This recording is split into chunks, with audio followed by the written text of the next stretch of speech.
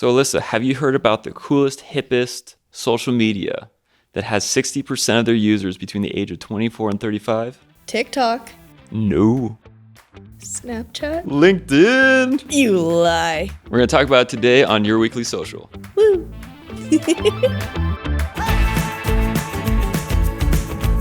Hello, I'm Adam. Hi, I'm Alyssa. And today we're going to be talking about LinkedIn. Because LinkedIn is a social media platform that a lot of people don't give it credit, but have been growing year after year. That being said, Alyssa, do you use LinkedIn?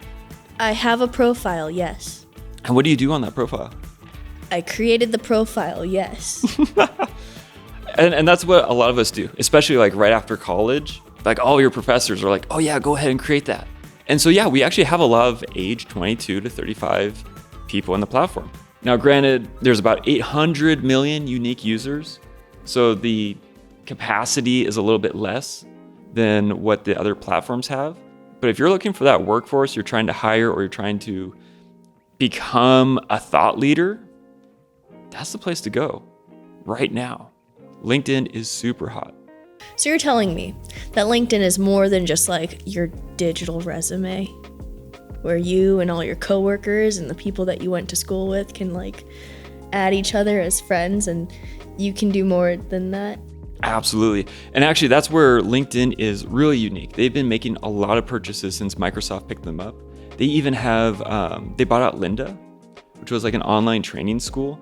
And it's an awesome platform. Lynda did a great job. They got bought out. So there's tons of training in there. You can find jobs in there. You can do even like Upwork, Fiverr style gigs in the system as well.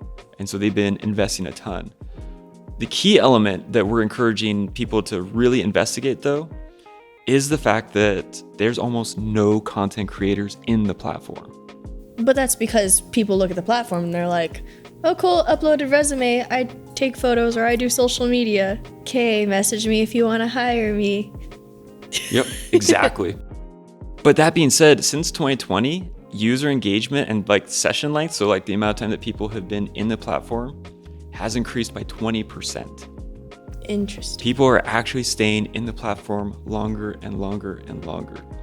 And what that means is when you have a huge amount of users and you have almost no content creators, they end up recycling content in the algorithm. Ooh, that's fun.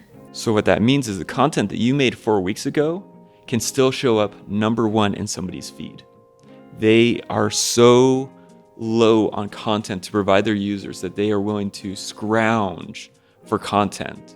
Now, that being said, we don't want to like scorch earth market the whole thing, right? Like marketers were kind of guilty of that. And that's the one sustainable, ethical thing we kind of have to watch out for. I mean, it's the reason, a good portion of the reason we don't like cable TV, right? I miss good old commercials. If you can like quote any of the fun little like sing-songy things that a lot of the commercials would do, they're like all up in here.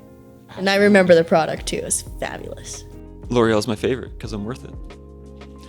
And that being said, like you're paying $60 to $120 a month to be shown advertisements on cable TV. Like that just doesn't make sense. Yeah. And so therefore streaming is kind of the big thing. But then it's kind of a pain that Hulu says, oh yeah, pay us some money and we'll still show you some advertisements. Mm-hmm. Hop on Amazon. You can watch movies for free-ish and just watch advertisements, right? So there's still this kind of mental shift that still needs to be there. But then even at Facebook, oh my gosh, it's a pain to have advertisements.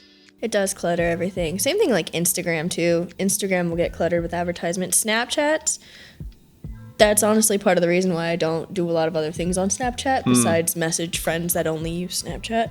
And even though that email marketing has some of the highest return on investment, still to this day, it is powerful. People hate the idea of, oh my gosh, I'm going to send people spam when it's requested information. I signed up for the newsletter. I opted in. I want you to tell me. I want you to sell to me.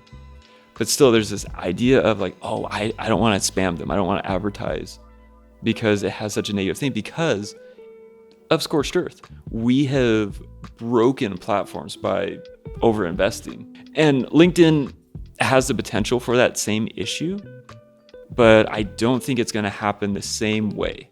And so then we have 3 things that you really should be watching out for as you are engaging in your LinkedIn platform. Number one, be really good with your DMs. When you say that and you say be really good, there's no flirting in the DMs. It's not like LinkedIn, find a job, but also maybe find your soulmate. That's about as good as the DMs that I get. They're like, hey, this is my name.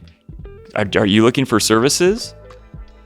And I'm like, no, actually I'm not. But I actually respond to a lot of those DMs of like people trying to sell me. And it is sales automation. They're running an app in the background to try and hit as many DMs as possible into the network without paying for a lot of the premium features. But even though I respond, because like I'm like, hey, either how is the script working for you, or tell me more. I actually have had only one person out of maybe 50 actually respond lately. So even though they're using automation tools, no one's responding. So be more genuine. Super. With how you choose to communicate with people on LinkedIn, in DMs especially in the DMs. And that's where there's a big shift in the content game, because you're not just trying to push content out as fast as you can like you might do in Instagram or TikTok or these other platforms. When we're making content for LinkedIn specifically, we're looking at being a thought leader, to show expertise in your industry, to be the subject matter expert, which will take more time to create. And there's some cool carousel features, there's some cool video features. And the nice thing is the shelf life is incredible. Like I said at the start, you might make something one time and have it work for 1 to 5 weeks after you've posted it. And so when you say creative content though, and the idea of being a thought leader, what's like the best way to do that? Like, do I just put a little video of myself attempting to be a thought leader, or what are people on LinkedIn going to respond to, I guess? Yeah, so the two things that I've seen people respond to the most are videos, especially in that 30 seconds to a minute and a half, which feels a little bit long, especially with our TikTok ADD. People are there to actually engage and to learn. And so then if you are saying something that is worthy of the time investment, they will stay. They are willing to learn. And that's where this is the professional part, where I'm here to learn, to engage, and to read a little bit for an educational purpose. And so that is working really well. The other one is carousels. Really? Carousels have been a really big hit inside of the platform. So those would be my two recommendations. Linking out to articles or to other things, you have to be really, really careful. One of the things that I've been reading was that when you put a link inside of your post, LinkedIn will actually throttle it and show it to maybe 1/10 of the people it would normally. And I've tested this with my own stuff of like either putting the link in the top part, like, hey, go check out my new blog. We talked about X. Yeah. Versus, hey, this is kind of what the article is about. Feel free to read it. What do you think? And I post the link to the article in the first comment. And it is about a 10x difference in response and impressions. That's fascinating. It's weird. And it's probably just to keep people on the platform though, is the Bingo. big thing. Bingo. They want So, people to that stay makes in the sense. platform. So the third point, and I have to stress this really, really tightly, you need to only attract the people that you want to attract. Okay. And you attract them by attracting the right people to attract. So it's a big circle. It is a big circle. Got it. And what we mean by that is to only friend the people that you actually want to be friends with. Because the moment that you start pulling people from typically India or Bangladesh who are sales type people that are running the bots, that are running a lot of the automations, you're going to continue to get those individuals running into your connection list and connection invites. So I would say to be really particular with who you're reaching out to and wanting to connect with and add to your network, but then accepting very diligently the ones that you want to have. Interesting. So it's not like Facebook and Instagram where you can add friends, family, coworkers, that random person that you met at the coffee shop that one day and you guys had a good conversation about coffee. It's more for, this is my network. I'm going to create my network on this platform, and these are people who maybe like agree with or want to indulge in my content, and vice versa. Especially within the industry that you're wanting to begin engaging with more.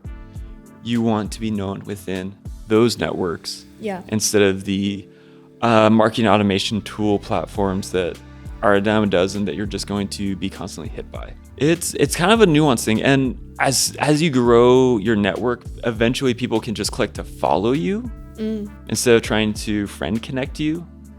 And there is a big distinction with that, and that is a really nicety. You do have to get kind of like a certain point past 500 is kind of like the big threshold. And then you can have people start following you in general, only accepting those that you really want to associate with. It's big. It's big. You have to be really careful, or else you'll get stuck in a network of groups that you really don't want to be associated with. Might need to go fix that on my profile. Absolutely. Absolutely.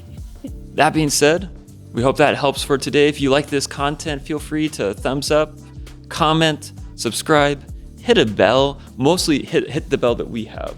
Yeah. Not other bells, just our bell. Just our bell. The Pullman Marketing YouTube bell. If you want us to get a cowbell, we'll get a cowbell too.